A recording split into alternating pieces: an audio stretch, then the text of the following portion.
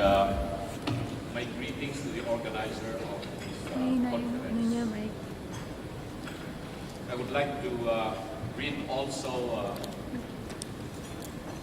Congressman Dax Kua, the chairman of the Committee on Ways and Means of the House of Representatives. He's here, I think.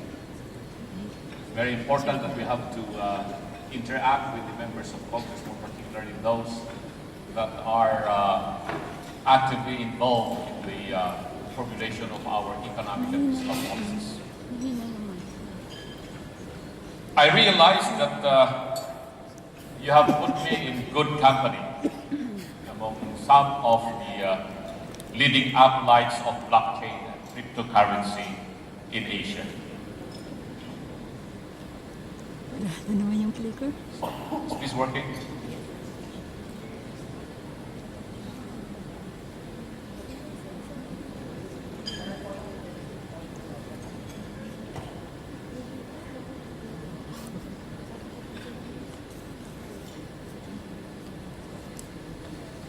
The first time I attended the summit on crypto and blockchain, it was just a small affair. I am amazed now that we are in the ballroom of one of the biggest hotels in Manila. One of the most amazing technical advances of our time in this century is the invention of cryptocurrency and blockchain. I firmly believe in this technology, notwithstanding the apprehensions about disruptions they might cause to global institutions as we know them now. And I equally believe that where they are taking global finance in the future is one of the biggest questions we ourselves must ask. Let me go to the point. Our single biggest concern now about technologies is this. As they reshape the future, what role are we going to play in shaping and directing these technologies? Mankind's history has bequeathed to us precious lessons from which we can learn some lessons. Since the advent of the agricultural revolution, when mankind shifted from food gathering to food producing, Homo sapiens had begun using what passed for money, in this case, cowrie shells. Each cowrie shell represented a value in those primitive agricultural societies. Around 640 before Christ, King Alyats of Lydia in western Anatolia or Asia Minor struck the first coin in history.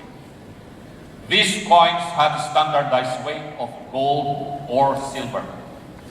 According to historians, Yuval Noah Harari, they are imprinted with an identification mark that indicated first how much gold or silver each coin contained, and second, the authority that issued the coin and that guaranteed its contents. Almost all coins in circulation today are descendants of the Lydian coin. But the one that became a generic name for coins was the currency of the Roman Empire, called the denarius. Even outside the realm, it was equally trusted and valued because it bore the imprint and seal of the Roman emperor. In his book, Sapiens, Harari writes that Muslim caliphs later Arabicized the denarius, calling it dinar, which survives today as the currency's official name in many Middle Eastern countries. You might ask, what is the relevance of the coins or money of antiquity to the present? Simple. And it is that money, rather than causing disruptions, has helped unite the world. It is Harari's thesis that while mankind has different religions, different cultures, and different political ideologies, and fought wars and killed millions in the name of political ideology, religion, or nationalism, we all agree on a monetary belief. Money, Harari contends, is the only trust system created by humans that can bridge almost any cultural gap and that does not discriminate on the basis of religion, gender, race, age, or sexual orientation. Indeed, thanks to money, even people who don't know each other and don't trust each other in the author's view can nevertheless cooperate effectively. And what was and is the foundation of cooperation? It is trust in the future, writes the author. Trust that our money can grow and our enterprises can flourish so that we all could make profit that we could then plow back into production to produce greater profits. In recent times, Bitcoin has taken a remarkable journey as the first of the cryptocurrencies. Unlike the Legion coin or the denarius that had physical existence, Bitcoin is an innovation that takes coins to the digital age. It can be said to be a progeny of the digital technology. And if you believe it is, then Bitcoin is a step as extraordinary as the invention of the cowrie shells thousands of years ago. But this is a coin like no other. By some extraordinary alchemy, Bitcoin is a currency with no central authority involved, created by the shadowy Satoshi Nakamoto, who I believe is a Filipino anyway. Bitcoin was driven by a revolutionary idea. It is to replace the existing bank structure with an online structure, and this structure could not be controlled by a handful of powerful organizations. There are three wonderful and powerful ideas here.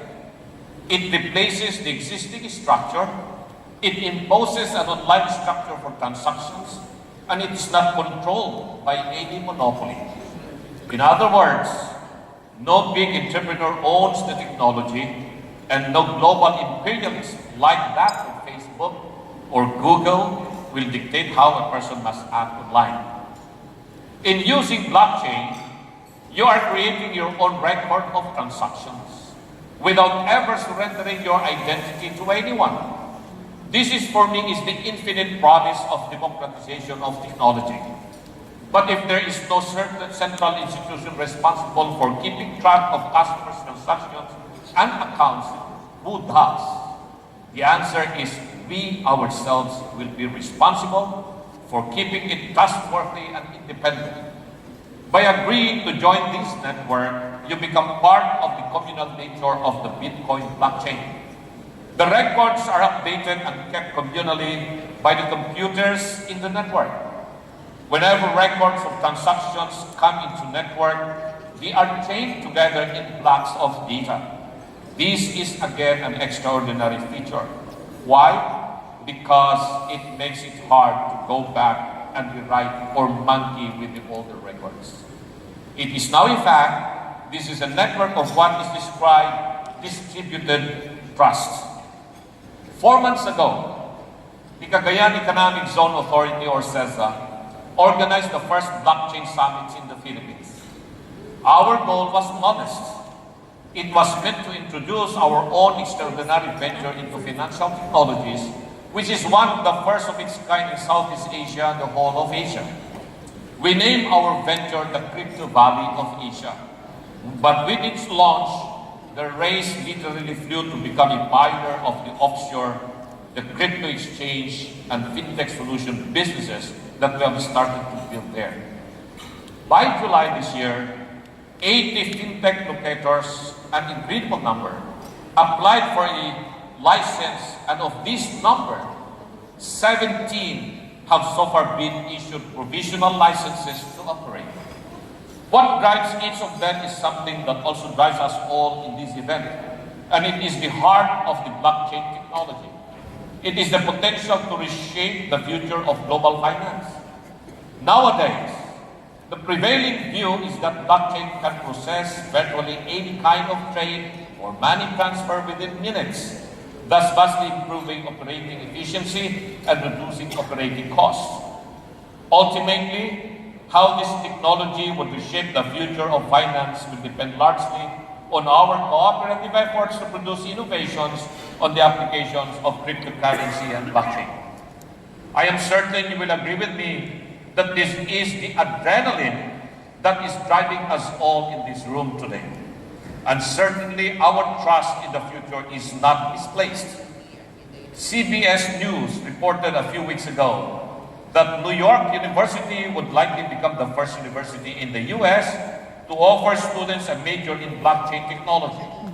According to Adam White from the cryptocurrency exchange Coinbase, this means that students nowadays see the development as the birth of a new industry.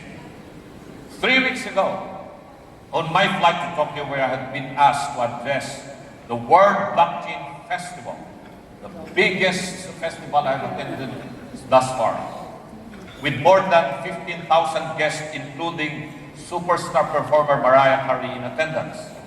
I read in the English language Nikkei Asian Review an article that reported about the existence of a race to establish cryptocurrency hubs in Asia. It is gathering pace, and while Japan is ahead of the game for now, the paper wrote that the opportunities to catch up are also growing fast. Turning to our CESA Crypto Valley of Asia venture, Nikkei Asian Review described it as following in the footsteps of the Swiss canton Zug in Zurich, Switzerland. We know that Zug is settled by more than 50 startups from the crypto and blockchain world, and we all know who settled there in 2014, the inventor of Ethereum, Vitalik Buterin. One day, CESA hopes to have its own Vitalik Buterin. With your interest in CESA's Crypto Valley of Asia, that may not be long in coming. And the truth is CESA has already committed resources to develop our fintech solutions hub during the term of President Rodrigo Roa Duterte. Our partners, North Star Corporation, Wi-Fi Corporation, iWave, and LR Data are investing $100 million over a period of 10 years to develop our fintech center that will include Cyberpark, Blockchain University, Information Harbor, and others. Within this year, asset-backed tokens will be launched and offered by Abaca in CESA, including its other partners. In conclusion, I extend my warmest invitation to you. Some are skeptical of what we can do in CESA. I even heard some information coming from a Filipino entrepreneur who is engaged in some sort of crypto exchange licensed by the central bank, but bothing CESA. And he is telling this to everyone who attended the blockchain event in Singapore. I certainly cannot believe that a Filipino like that will have that mental mentality to downgrade what we are doing in CESA. But I'm going to assure you, CESA will become the crypto valley of Asia. And you are going to see a very different skyline of the place which is now so rugged and so remote that in the next 5 years, you are going to see the brightest of young Filipinos going and working in the crypto valley of Asia in CESA. Come and be part of this pioneering venture. Be part of the change happening in the Philippines. Thank you. Thank you so much, Secretary Lambino. And now we proceed, or we